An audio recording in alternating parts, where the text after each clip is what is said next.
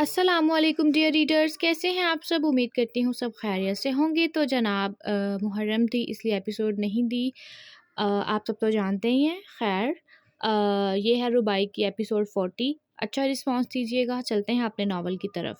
تم کہاں تھے اس وقت؟ جیسے ہی وہ مشن سے گھر لوٹی تو کبیر صاحب کی آواز پر اس نے کس کر آنکھیں میچ لی تھی۔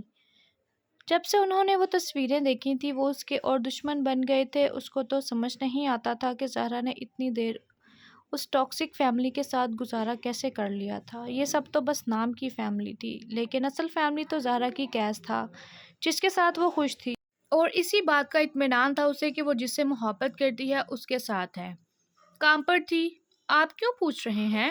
باپ ہوں میں تمہارا، پوچھ سکتا ہوں کب کہاں جاتی ہو اور کیا کچھ کرتی پھرتی ہو۔ وہ تپے لہجے میں بولے تھے۔ حیرت اور غصہ ابھی تک تھا کہ اس نے ان کی بات ٹالتے ہوئے کیس سے اپنے تعلقات استوار کیوں کیے تھے۔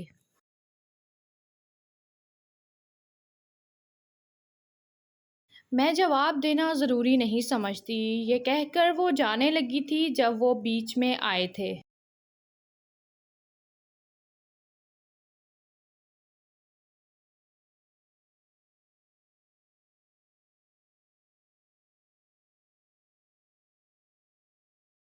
تم مجھ سے ایسے کیسے بات کر سکتی ہو؟ وہ بے یقینی سے بولے۔ وہ ایسی تو نہ تھی، ہمیشہ سے ان کی عزت کرنے والی تھی، پھر اب آ کر کیا ہو گیا تھا اس لڑکی کو؟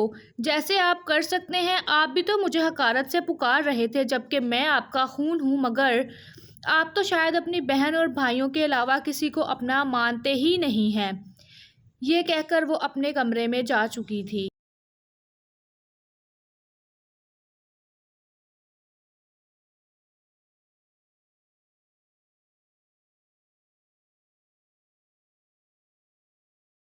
پیچھے وہ پیچوتاب کھا کر رہ گئے تھے۔ صبح جب وہ نیچے آئی تو سب کی شکلیں دیکھ کر یہ اندازہ اچھے سے ہو گیا تھا کہ ماحول خاصا گرم تھا۔ بھائی صاحب، آپ اسے کہتے کیوں نہیں؟ کچھ بگڑتی جا رہی ہے یہ، اور کیس کو کہاں چھپایا ہے تم نے؟ کیا اس کے دماغ میں میرے خلاف زہر بھرا ہے جو فون بھی نہیں اٹھا رہا میرا؟ وہ اس پر تاک تاک کر وار کرتے ہوئے بولی تھی جس پر وہ محض آنکھیں گھما کر رہ گئی تھی۔ اس کے اس تاثر پر ان کا دل کیا کہ اس کا منہ چپیڑوں سے لال کر دیں۔ آپ کو جو پوچھنا ہے اپنے بیٹے سے پوچھیں، اگر وہ آپ کو وقت نہیں دے تو مطلب صاف ہے وہ آپ کو اس قابل ہی نہیں سمجھتا۔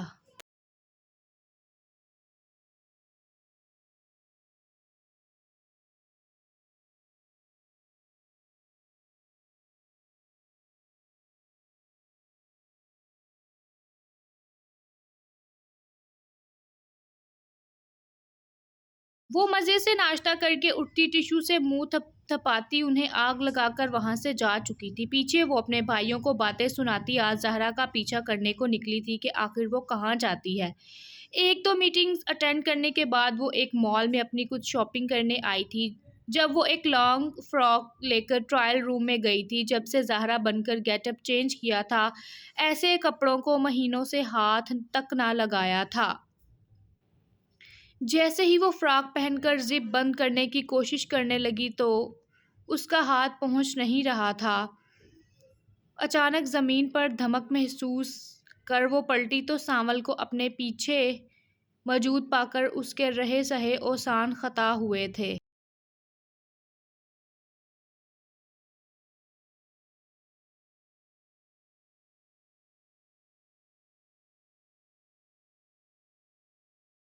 تم یہاں؟ وہ حیرت سے چلائی تو سانول نے فوراً اس کے لبوں پر ہاتھ رکھتے اس کی چیخ کا گلا گھونٹا تھا جس کی گرفت میں وہ پڑپڑا کر رہ گئی تھی۔ اس کی انگلیوں کو اپنے لبوں پر محسوس کر اس نے زور سے کاٹا تھا۔ سانول کو اس کی درد سے آنکھیں بند ہوئی تھیں۔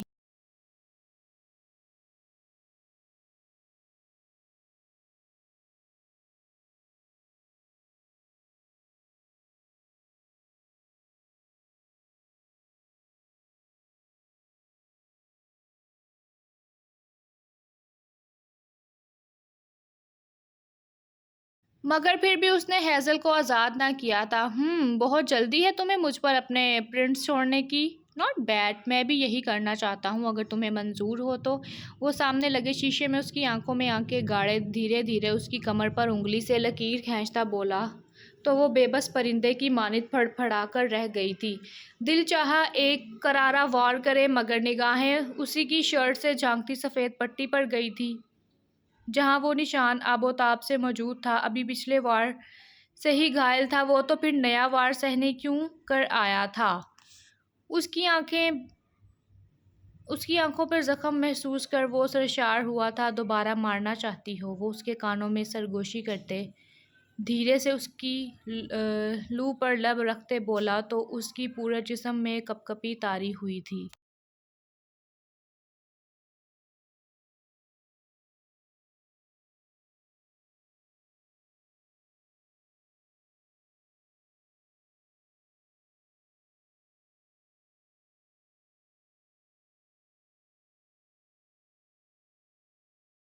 چھڑانے کی تگدو دوبارہ جاری ہوئی تھی۔ آہستہ آہستہ وہ اس کی زپ اوپر کر رہا تھا، ساتھ لرزش اس کے بدن میں ہو رہی تھی۔ جیسے ہی اس نے زپ بند کر کے اوپر لب رکھے، یہ موقع ٹھیک لگا تھا ہیزل کو وہ جھٹکے سے اس کا ہاتھ پکڑ پلٹتے اس کا گلا تھام گئی تھی۔ کیوں آئے ہو آخر یہاں؟ کیوں میرے ہاتھوں بے موت مرنا چاہتے ہو؟ جانتے ہو نا دشمن ہو تم میرے۔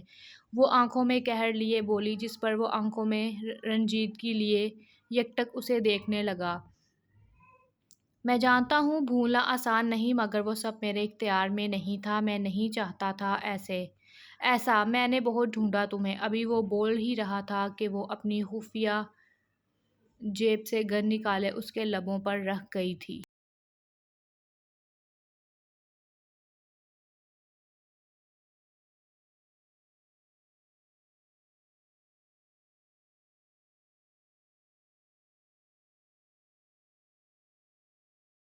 خاموش۔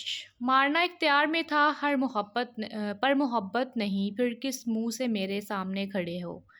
وہ اس کو ایک ہی لفظی وار میں گھائل کرتے بولی تھی۔ مگر تم نے بھی تو مجھے کچھ نہیں بتایا تھا۔ کتنے قریب تھا میں تمہارے، مجھ سے کر تو دیکھتی، کیسے بھی سہی پر مدد کرتا تمہاری۔ مگر یار تم نے تو اپنی ہی محبت کو دھوکہ دیا اور اعتبار کے قابل بھی نہ سمجھا۔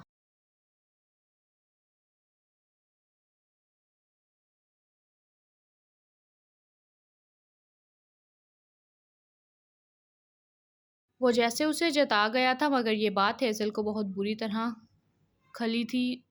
تو ٹھیک ہے نا، حساب برابر ہو گیا۔ اب کیوں آئے ہو میرے پیچھے؟ اب تو تم مجھے یاد بھی نہیں۔ وہ اس کا کلیجہ نوچتی بولی۔ اسے لفظوں سے گھائل کرنا اب ہیزل کو بخوبی آتا تھا۔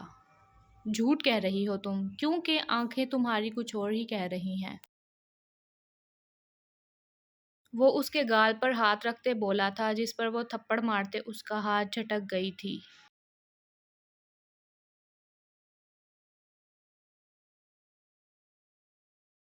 مجھے ہاتھ لگانے کا حق تم کھو چکے ہو بہت پہلے ہی۔ میں تمہیں اس جرات کی دوبارہ اجازت نہیں دوں گی۔ تمہارے اور میرے راستے الگ الگ ہیں، ایک بات ذہن میں بٹھا لو۔ اب اگر کہیں بھی مجھے دیکھو تو مجھے دیکھتے ہی وہاں سے ایسے گزر جانا جیسے مجھے جانتے ہی نہیں تھے۔ میں بھی ٹھیک ویسے ہی کروں گی۔ یہ ہماری آخری ملاقات تھی۔ وہ سرنگاہوں سے اس کو گھورتی ہوئی بولی تھی، جس کی حالت دیکھنے والی تھی۔ اس کا ایک ایک لفظ سامل کے دل پر قہر برسا رہا تھا۔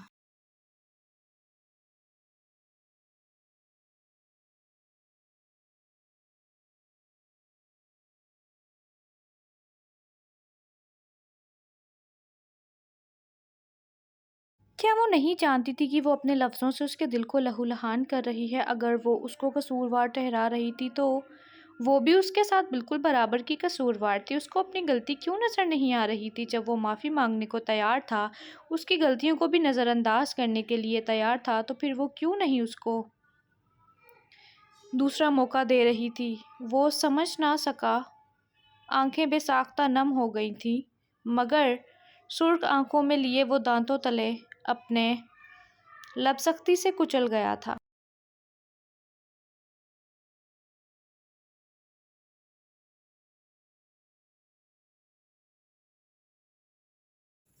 تم مانو یا نہ مانو، تم میری بیوی تھی، میری بیوی ہو اور میری بیوی ہی رہو گی۔ میں تمہیں جتنا پہلے چاہتا تھا اس سے کہیں زیادہ اب چاہنے لگا ہوں، اور تمہیں بھولنے کا تو میں تصور بھی نہیں کر سکتا۔ اور تم چاہتے ہو کہ میں تمہیں چھوڑ دوں؟ یہ تو ناممکن ہے۔ سانس لیے بغیر بھی کوئی زندہ رہ سکتا ہے بھلا؟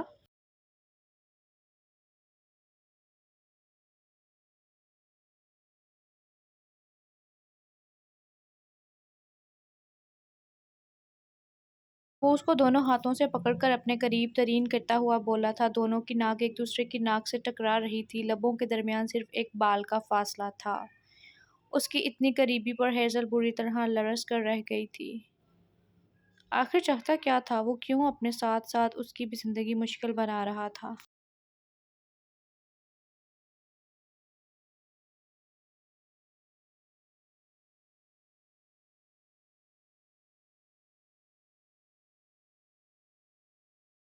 خیر کب تک وہ اس کو انکار کرتی؟ وہ بھی تو ایک عورت تھی، اس کا بھی دل تھا، اس کا بھی دل چاہتا تھا کہ اس کو کوئی چاہے، کوئی تعریف کرے، کوئی اس کے ساتھ وقت گزارے، اس کا کوئی ساتھی ہو۔ مگر وہ ایک بار دھوکا کھا چکی تھی، دوبارہ کھانے کی اس میں ہمت نہیں تھی۔ ایک بار تو بہت بری طرح ٹوٹی تھی، اور ٹوٹ کر اپنی کرچیاں کرچیاں سمیٹ کر وہ دوبارہ کھڑی ہوئی تھی۔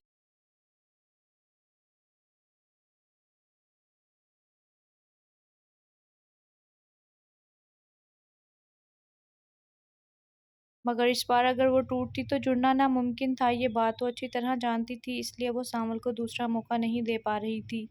ابھی وہ ایک دوسرے کے اتنا قریب کھڑے ہی تھے کہ اچانک دروازہ زور زور سے دھڑ دھڑایا جانے لگا تھا، جسے دیکھ کر ہیزل کا رنگ ایک دم فک ہوا تھا۔ سفید چہرہ لیے وہ سامل کو دیکھنے لگی تھی، جیسے اب کیا کرنا ہے پوچھ رہی ہو، جس پر وہ کندھے اچکا گیا تھا کہ تمہاری مرضی، جو مرضی کرو۔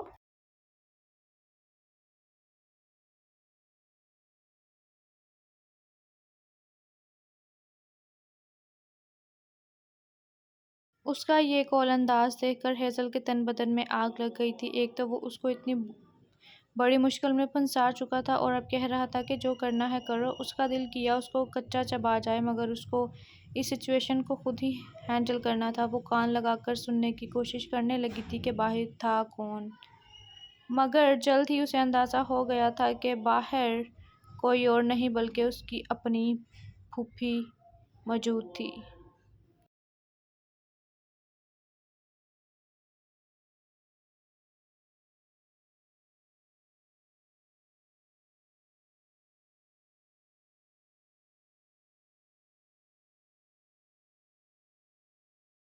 یہ یہاں کیا کر رہی ہیں؟ وہ آہستہ سے بڑبڑائی تھی، جس پر سامل جو اسی کو دیکھ رہا تھا جان گیا تھا کہ یقیناً اس کا کوئی اپنا باہر ہے۔ تبھی اس نے جلدی سے ہیزل کی پتلی کمر کے گرد میں اپنی باہیں ڈالتے اس کو اپنے نزدیک ترین کرتے اس کی گال پر لب رکھے تھے، جس پر وہ آنکھیں پھاڑے اس کی حرکت کو دیکھ رہی تھی۔ ایک تو وہ اس قدر ٹینشن میں تھے اور اس شخص کو رومانس سوچ رہا تھا۔ کیا یہ پاگل ہو چکا تھا؟ وہ اس کو دیکھ کر رہ گئی، دل کیا اس کا دماغ ٹھکانے لگا دے، مگر اگلے ہی لمحے جو اس نے حرکت کی وہ تو ناقابل بیان تھی۔ اس کے علاوہ وہ اس کے اوپر جھک چکا تھا اور اپنی سانسیں اس کے اندر منتقل کرنے لگا تھا، جو ایک دم پتھر کی ہو گئی تھی۔ اتنی دیر بعد اس کے لمس کو محسوس کرتی اس کی آنکھیں بے ساختہ بند ہوئی تھیں۔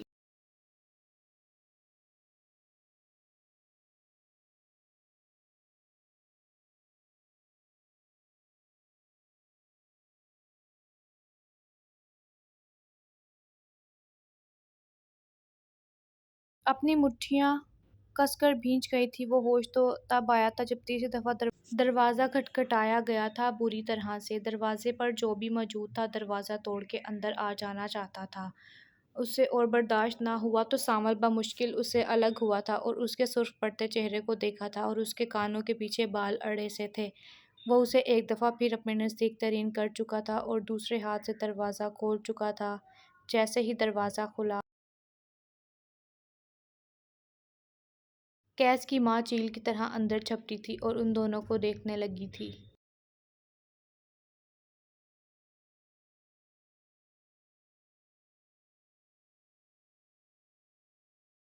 جو ایک دوسرے کے بے حد قریب تھے۔ ہیزل کے حواس باختہ ہو چکے تھے، اس کو تو سمجھ نہیں آ رہی تھی کہ وہ کیا کرے۔ اس کی اتنی بری حالت تھی کہ سانس پھولی ہوئی تھی، بال بکھرے تھے، جو بھی اندر آتا وہ اس کو بری طرح ہی دیکھتا کہ یہ کیسی لڑکی ہے۔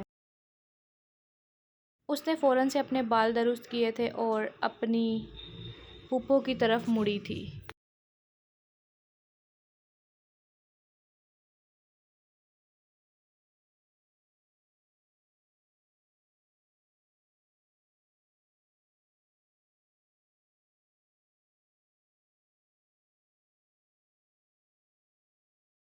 جو اسے کھا جانے والی نظروں سے دیکھ رہی تھی۔ بے شرم عورت، تمہاری ہمت کیسے ہوئی اس طرح کی حرکت سر انجام دینے کی؟ بیوی تم میرے بیٹے کی ہو اور کسی غیر مرد کے ساتھ ڈریسنگ روم میں گھسی ہوئی ہو، کیا شرم بیچ کھائی ہے تم نے؟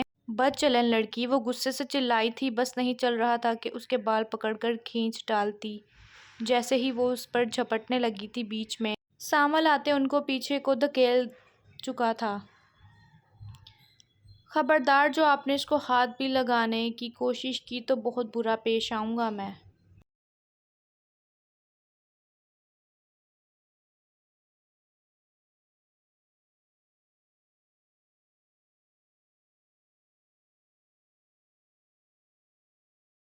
وہ ایک دم کھردرے لہجے میں بولا تھا تو وہ حیرانی سے اس کو دیکھنے لگی تھی اور غصے سے بھی، کیونکہ اس توانا مرد کا تو وہ مقابلہ کر ہی نہیں سکتی تھی۔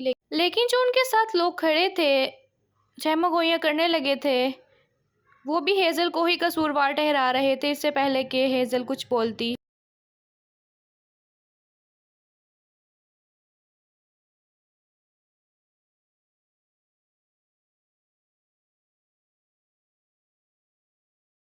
اس کی پھپھو نے پھر سے طنز کے تیر برسانے شروع کیے تھے۔ کیسی لڑکی ہے یہ، میرے بیٹے سے شادی کی ہوئی ہے اور کسی اور لڑکے کے ساتھ گلچھڑے اڑا رہی ہے۔ آنے دو کیس کو، تمہیں طلاق دلوا کر ہی چھوڑوں گی میں، وہ سینہ پیٹتی ہوئی بولی تھی۔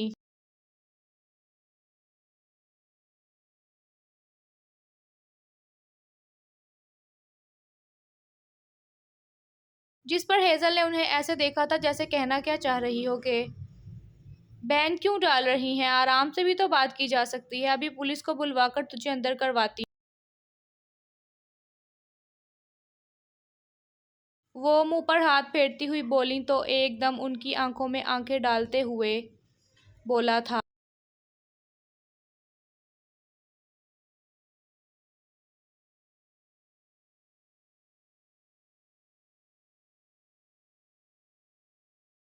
بلوانا ہی ہے پولیس کو تو فوراً بلوائیں، کیونکہ میں بھی آپ کو حوالات کے اندر کروانا چاہتا ہوں۔ اس کی بات پر اس کی پھپھو کو تپ چڑھی تھی۔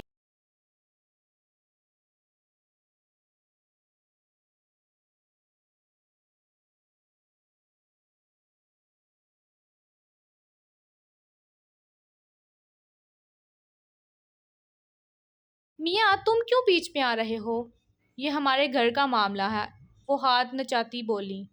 مجھے تو بیچ میں آنا ہی ہے کیونکہ آپ جس کو بات کر رہی ہو وہ میری ہی گھر والی ہے۔ اس کی بات پر پورے کا پورا مال پھپھو کے سر پر آ گرا تھا۔ جیسے آخر کیا کہہ رہا تھا یہ لڑکا، ان کی بھتیجی نے 2 شادیاں کر رکھی تھیں۔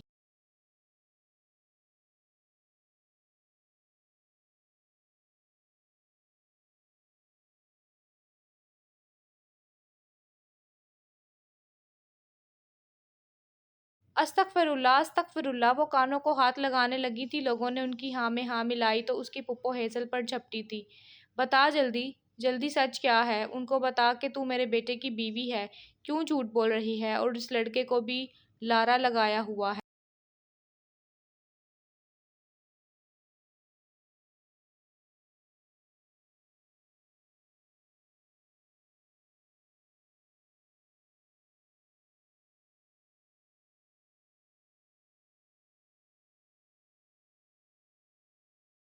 وہ اس کو جھنجھوڑتی ہوئی بولی تھی۔ آپ کیوں بار بار میری بیوی کو پریشان کر رہی ہیں، کیا اپنی جان پیاری نہیں ہے آپ لوگوں کو؟ وہ کھا جانے والی نگاہوں سے انہیں دیکھتا ہوا بولا تھا، جس پر اس کی پھپھو اس کی طرف پلٹی تھی۔ نہ تو کیا ثبوت ہے تیرے پاس کہ تیری بیوی ہے یہ؟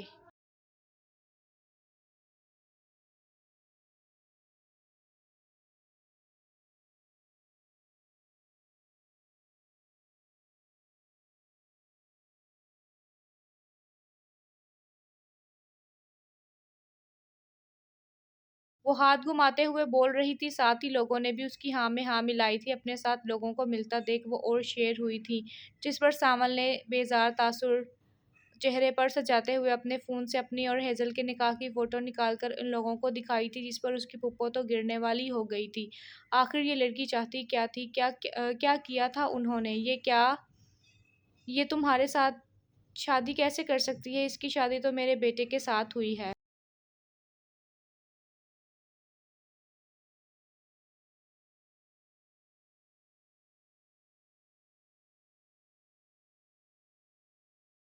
وہ حیرت سے پٹ پڑی تھی جب ہیزل نے ان کے سامنے آتے ہوئے کہا تھا، کیا میں آپ کو جانتی ہوں محترمہ؟ آپ کب سے یوں ہی مجھے باتیں سنائی جا رہی ہیں اور میری سن ہی نہیں رہی۔ میں تو آپ کو جانتی بھی نہیں، آپ مجھے اپنی بھتیجی کیوں کہہ رہی ہیں؟